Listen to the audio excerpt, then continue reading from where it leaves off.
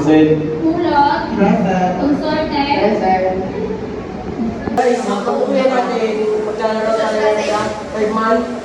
Magpapagay ako ng taon. Ano, ikaw na lang. Tapos, ikaw ng taon. Mark, tara! Imit tayo, nag-open na ako, boy man. Uy! Tara! Nag-open na ako! Tara guys! Tara! Yan. Uy na, panalo na! Ako, panalo! Vector na yan, puta! Say present if you are called. Klotario. Present. Ulot. Present. Consorte. Absent na naman siya. 1 week na siyang absent. Pakisabi kay Consorte. Ma'am. Yes. Pang hindi na po ata makakapasok si Direct J kasi may problema sa kanilang taon at sa kanilang.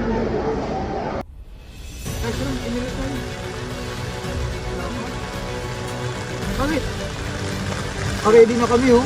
Ready na to oh. Tol? Ay, nangyari doon? May problema yata, Brad. Di ba nang isang araw masaya pa lang tayo naglalaro? Oo nga eh. Kaya?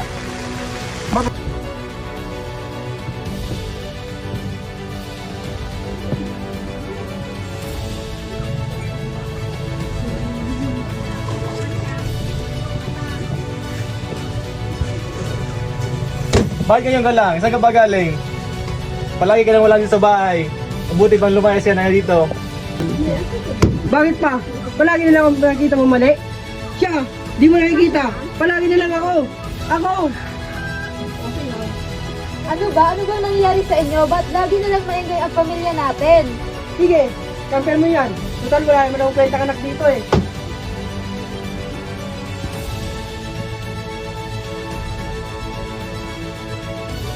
Kasalanan mo lahat to kung bakit nagkakaganyan mga anak mo.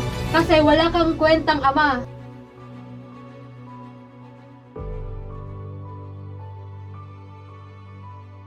Bakit ganyan ka lang? Saan ka ba galing? Nagkakaganyan mga anak mo. Palagi ka lang wala dito sa bahay. Wala kang kwentang Mabuti pang ama. lumayas yan na dito.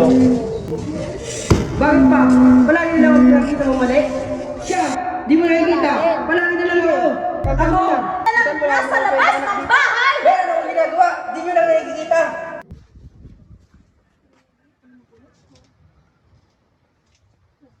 Nangyari sa'yo, Clark. Alam niyo kasi, ako yung palagi nakikita.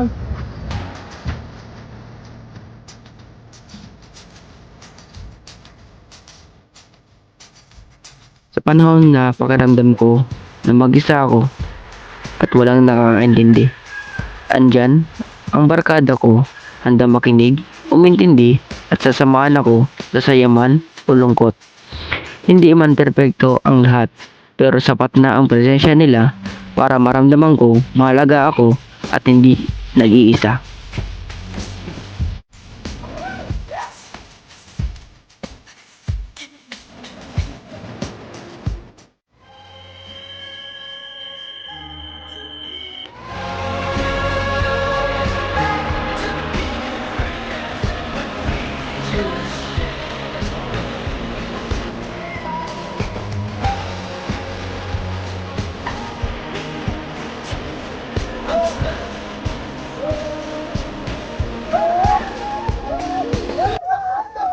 Palagi lang akong nakikita sa loob ng bahay. At madalas pakaramdam ko wala akong ginagawang tama. Parang sa mata nila ako yung walang kwentang anak. Pero sa likod ng katahimikan ko may mga pangarap at sakit din ang hindi nila makikita. Sana balang araw makita rin nila ang halaga ko, hindi lang ang mga pagkulang ko. Sana dumating na yung araw na wala ng sigawan at samaan ng loob sa bahay. Nakakapagod din marinig ang mga salitang nakakasakit mula sa mga taong mahal ko. Pangarap ko lang ang isang pamilyang nakakaintindi, nagmamahalan at sabay-sabay humarap sa problema, hindi magkakalaban-laban.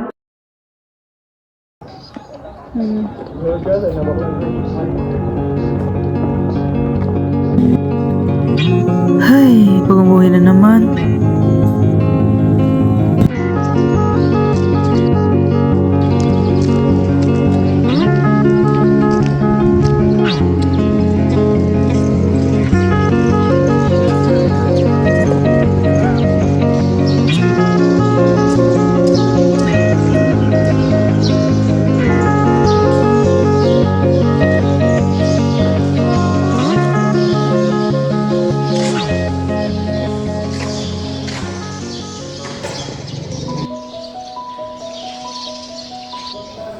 Ganto pala ang school, no?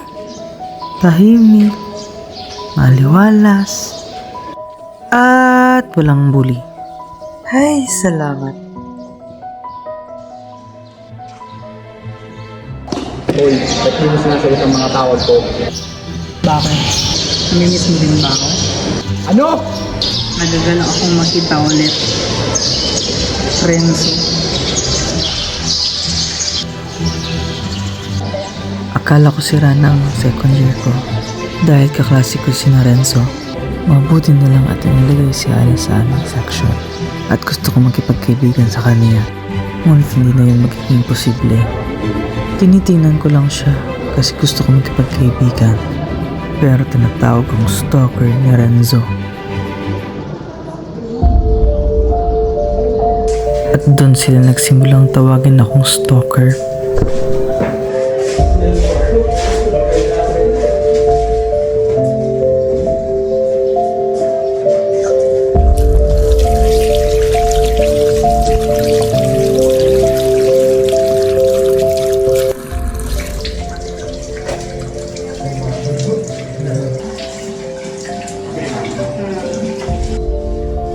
Yung tinitingin mo dyan. Wala. Stalker.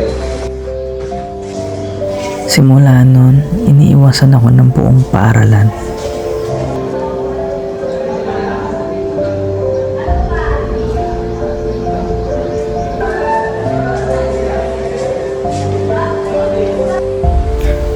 Inutusan niya rin akong kumuha ng libro sa library at magnakaw.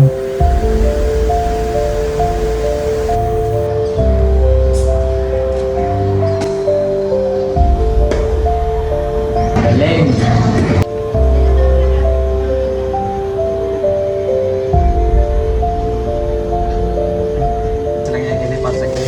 Bakit kaya ginagawa to ni Renzo kasama ng kanyang mga kaibigan? May nagawa ba akong mali? I think wala naman.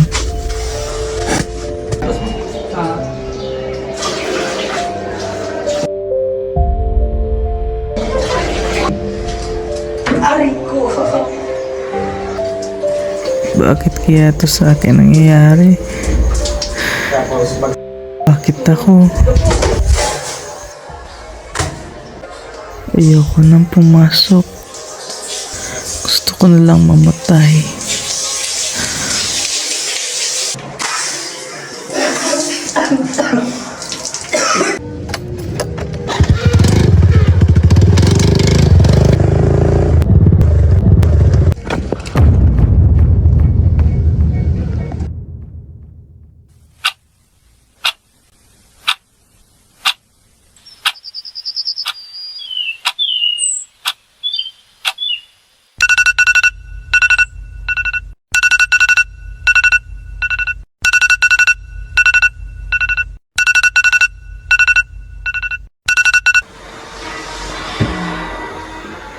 Ang klaseng panaginip yun.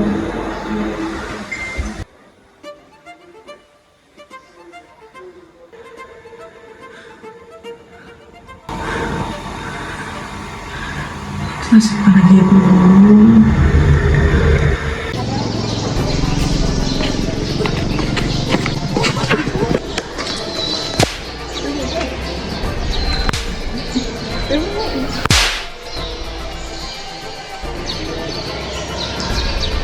Ari ko!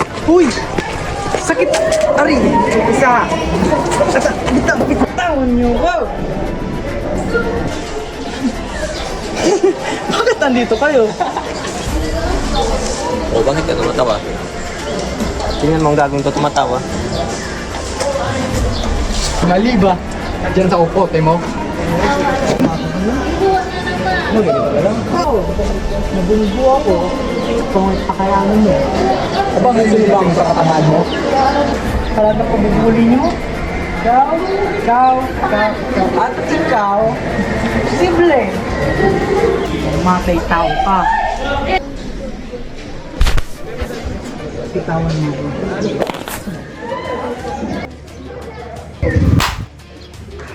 Anong ginagawa niyo? Pigilan niyo yan!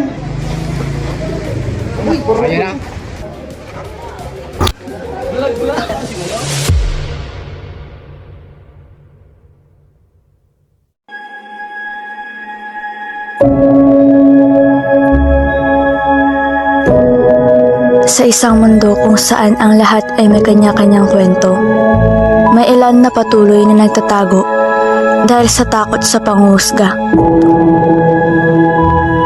Sa mga eskwelahan, hindi pa rin ganap na natatanggap ang LGBTQIA+ bilang normal na bahagi ng lipunan. Bakit nga ba kailangan magtago? Bakit kailangan mangibabaw ang diskriminasyon kaysa sa pagtanggap? Ang mga mapanghusgang salita at titig ay tila mga patalim na tumatama sa ating pagkatao. Hindi ba't lahat tayo ay nararapat respetuhin, anuman ang ating pagkakaiba? Ang diskriminasyon ay hindi lamang nakakasakit sa labas, kundi pati na rin sa loob, sa puso, sa isipan, sa pagkatao. At tanging ang respeto at pagtanggap lamang ang magsisimula ng tunay na pagbabago. Ang pagtanggap sa sarili ay nagsisimula sa pagtanggap sa iba. Sa bawat ngiti, sa bawat pagdamay, ipinaalala sa atin na may puwang tayo sa mundo. Dito nagsisimula ang tunay na pagbabago. Natutuldukan ang diskriminasyon at lumalago ang pagkakapantay-pantay. Walang sino man ang may karapatang magtakda ng limitasyon batay sa ating kasarian at pagkakaiba. Lahat tayo, anuman ang ating identidad, ay may karapatang mabuhay ng pantay-pantay, ng may dignidad at respeto. Kaya't sama-sama nating itaguyod ang isang mundong walang diskriminasyon para sa lahat. When the sharpest words wanna cut me down, I'm gonna send a blood, gonna drown a mind. This is brave, this is bruised, this is who I'm meant to be, this is me.